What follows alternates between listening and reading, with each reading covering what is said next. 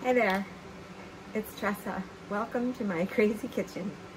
I am going to be roasting some winter squashes. I've got a butternut, which I've started to cut up here, and a pumpkin. And there's so many things that you can do with these once you get them roasted. I like to just cut them in half. I'm going to scoop the seeds out and roast them in the oven, flip them flesh side down so the skin is up in the pan like this, and get them roasted. And I'm going to save the seeds, and I'll show you what I'm going to do with those. So let me get started, and I will show you all the steps. Okay, so I got them both cut in half. Here's my pumpkin and my squash. So the top half of the squash is all meat, fruit, whatever you want to call it. And the bottom has the seeds in it. So what I'm doing is I'm using a fork to scoop out the seeds. So you can see, let me turn it so you can see what I'm doing. I'm just kind of scraping out the seeds. And I'm gonna soak the seeds so that I can roast them tomorrow. I like to soak them and sprout them for at least 24 hours. So then what I'm gonna do after I get the seeds out is this fleshy, stringy stuff in here. You could eat it, but it's not the greatest. So what I'm gonna do is I'm actually gonna scrape that out with a spoon. And if there's a few seeds in there, it's okay. And I'm gonna put that aside in a container, and I will give that to my chickens tomorrow. So I'm gonna pull that out, and I'll do that afterwards. And I'm gonna do the same thing with the pumpkin. I'm gonna take the pumpkin and all these seeds, just the fork will just pull them right off the flesh, and you'll get them. I'm putting them right in a bowl. This is a glass bowl that has a cover. And so once I get them all in here, and I'm gonna keep going, but I will put them all in here, and then I will put water in here, and I will let them soak. What that does is it starts the sprouting process, makes them easier to digest. So I'll let them sprout for 24 hours, maybe 36, we'll see. So either like this time tomorrow or the next morning, I will rinse them, pat them dry, and then put them on a baking sheet lined with parchment and roast them in the oven. I just like to put a little salt on them.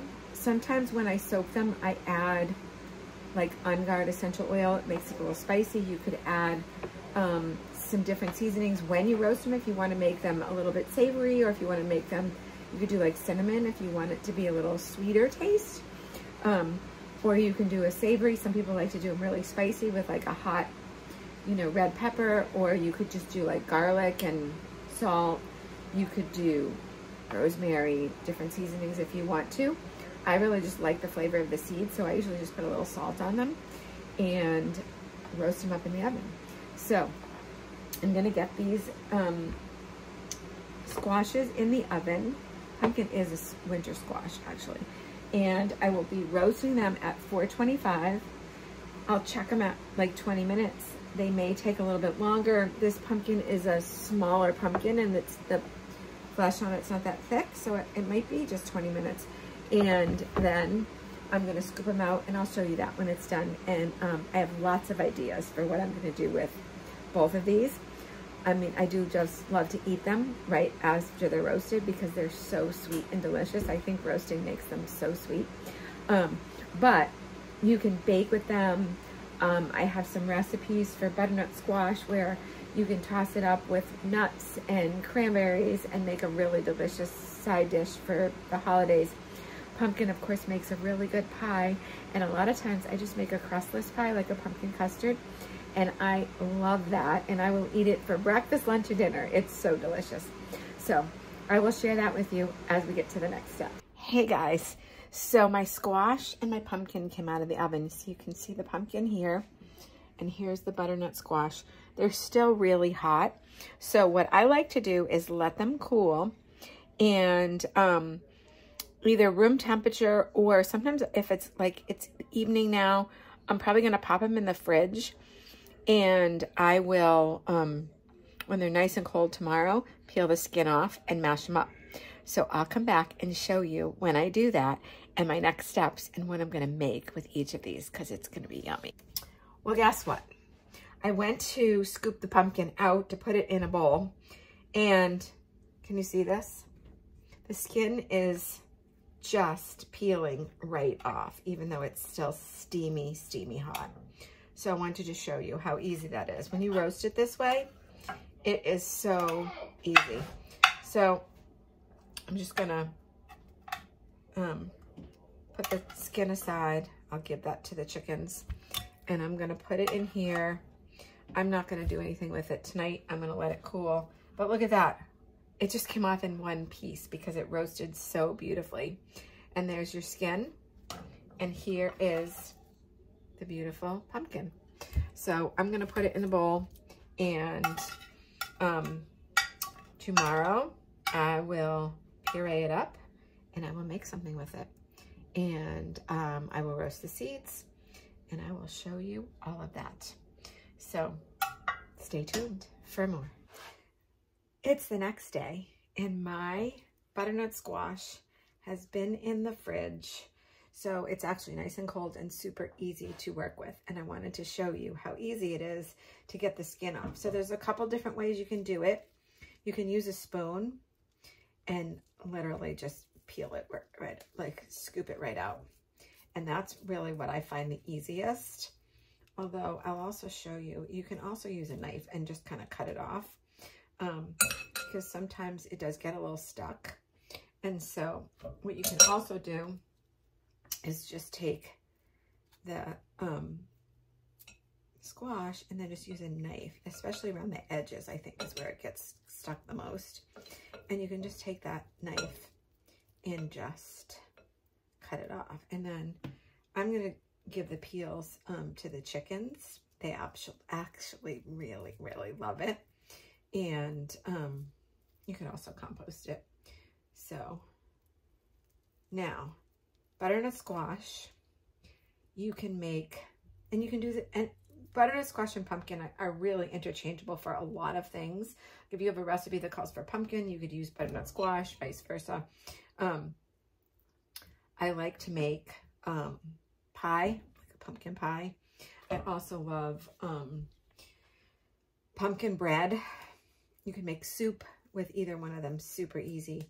And like I said, you can use the butternut squash in place of pumpkin in like pumpkin bread or pie recipes or any of that kind of stuff. And a soup is delicious. I'll often use chicken bone broth and put that in just to give it some more nutrients and some good, really good flavor of my homemade chicken bone broth. And you just want to puree it up. You can use a hand blender if you have one, or you can throw it in the food processor. Whatever you want, so it gets nice and creamy. You can make it a creamy squash soup or pumpkin soup or butternut squash soup by adding some milk or cream to it if you wanted to do that.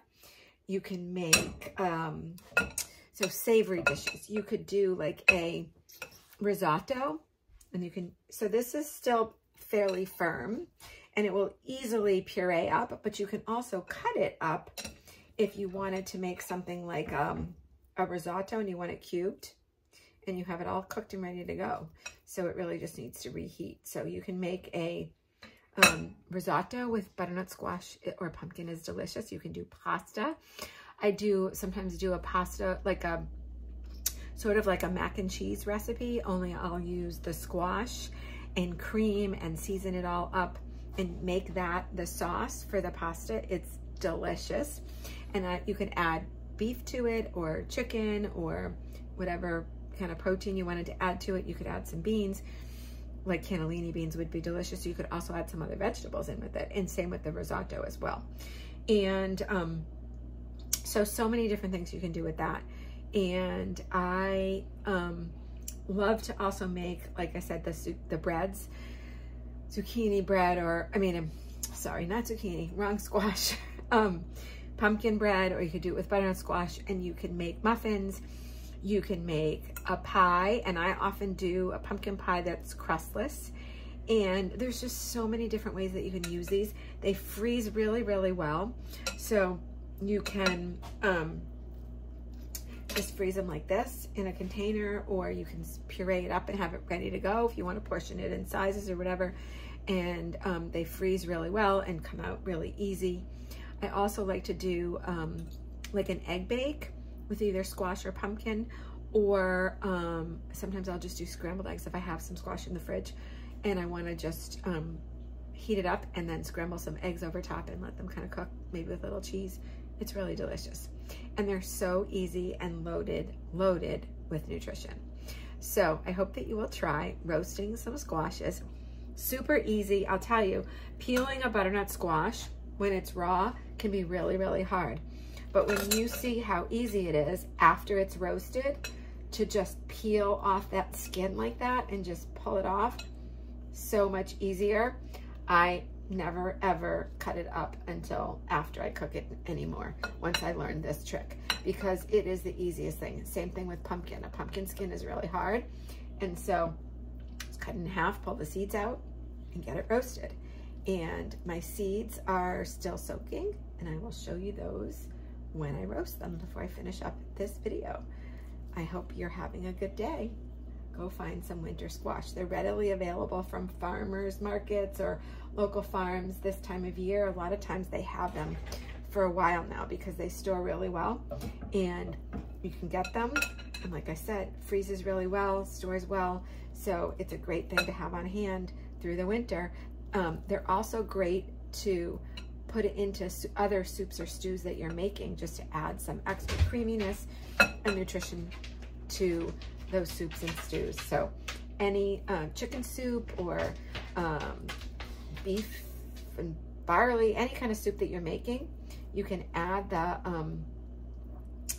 some of the squash to it, and it will make it really, really delicious, and great in stews too.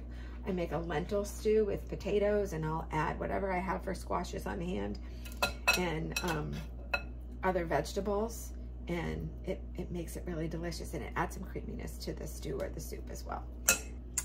Well, my seeds I actually let them sprout an extra day because I was busy with something and I kind of forgot about them. So I ended up roasting them in here, which I can do. Sometimes I'll do them on a baking sheet. Sometimes if I don't have a ton of them, I'll just do them right in here. And all I did was I drained them for a while, and then I just took like a kitchen towel, patted them dry a little bit, popped them in here. I didn't use any oil or anything. I just sprinkled some salt on and popped them in the oven at like 300 and let them roast. And they come out so crunchy and delicious. I love them to just snack on. They're also great if you make like a pumpkin or butternut squash soup. You can sprinkle them on top. It looks really nice and add some crunch. They're great in salads. You can put them with yogurt if you're gonna do like a savory yogurt kind of dish. But my favorite is to just snack on them, and they don't usually last very long because I just snack on them this way. So I am still working on some recipes, but I want to get this video up. So this was kind of part one, and I will do another video when I make something with the pumpkin or the butternut squash, and I'll share some videos with you on those. So I hope that you're doing well wherever you are. It's November, and things seem to have calmed down a little bit in the world, but maybe that will change. I'm not sure what the next couple of months are going to bring. So at this point, I'm just preparing for just in case and for winter, because I'm in New Hampshire. Winter storms come, power goes out, things happen. I want to make sure I have food stocked up, and I'm just ready for whatever the world is going to bring me. So if you want to get ready to, check out the link to my preparing toolkit below. I'm adding more and more to it all the time, and lots of great stuff, and it's got lots of info and recipes on food preparation, natural solutions, of course prayer, and preparing your heart, and all those things. So wherever you are, I hope you're having a great day. God bless.